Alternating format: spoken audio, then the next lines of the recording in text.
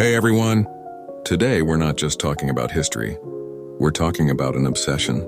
We're tracking the almost 2,000-year-long, high-stakes attempt to recreate the most famous building that doesn't exist anymore. King Solomon's Temple. This isn't just an architectural problem. It's a spiritual code.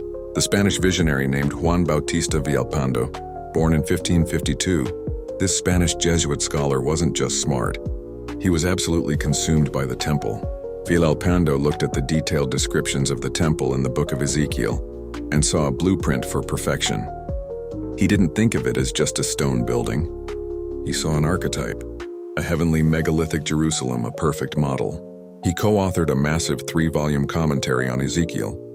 Despite running into religious politics and controversy, his work was actually seized and censored at one point. While his ideas spread like wildfire, he fused divine inspiration with practical architecture and esoteric symbolism. His designs became a foundational text, weaving themselves into the very fabric of later symbolic interpretations, including many of the core teachings in the third degree of Freemasonry. Villalpando essentially gave the world a complex, tangible image of the spiritual ideal. Enter Gerhard Schott's model.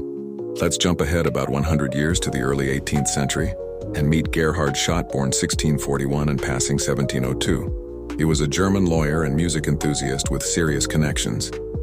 Schott was a friend of a prominent Christian Hebraist, Christian Heinrich Postel, no relation to our earlier Postel, and together they were totally dedicated to bringing the temple to life. Schott commissioned the creation of an exact model of Solomon's temple in wood, which was an insane undertaking even by today's standards and machinery. This wasn't some tiny craft project. It took 6 years to build and cost a massive sum of money. Schott's goal was to bring the architectural masterpiece to the public. He even wrote a whole opera, where the model served as a stunning, realistic backdrop for the final destruction of the temple by Nebuchadnezzar. Schott's model and the subsequent exhibitions of it were a massive deal, especially in Europe's intellectual and educated classes. This is because the temple, particularly the third degree, was an immensely important visual symbol to secret societies, and particularly the Masons. Schott's creation gave them something physically impressive to rally around, turning a biblical concept into an architectural reality. Just to blow your mind a little more, these designs echo even earlier, deeper mystical traditions. Check out John Dee's watchtowers, gesture to the image of Dee's design. Dee was Queen Elizabeth I's chief astronomer and high society occultist. His design for a holy mountain with 4 main gates and 4 quarters bears a striking resemblance to both Villalpando's plan and the overall temple concept.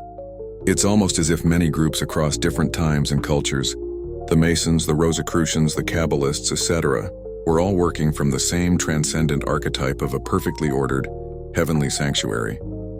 So we have Villalpando providing the detailed plan, and Schott providing the magnificent physical model. They turned a passage in Ezekiel into a cultural obsession. It's worth asking, though, was this pursuit just about historical accuracy? Or was it a far deeper attempt to reverse engineer the path to spiritual perfection, using architecture and geometry as the language? That was a hypothetical question.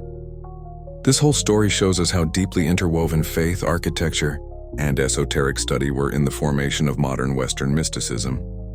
The temple wasn't just built, it was conceived, and that concept became a driving force for centuries, which is impressive on the surface, and scary to no end, to say the least. What aspect of this temple quest was most interesting to you? The architecture, the Masonic connection, or the spiritual goal? Let me know your thoughts.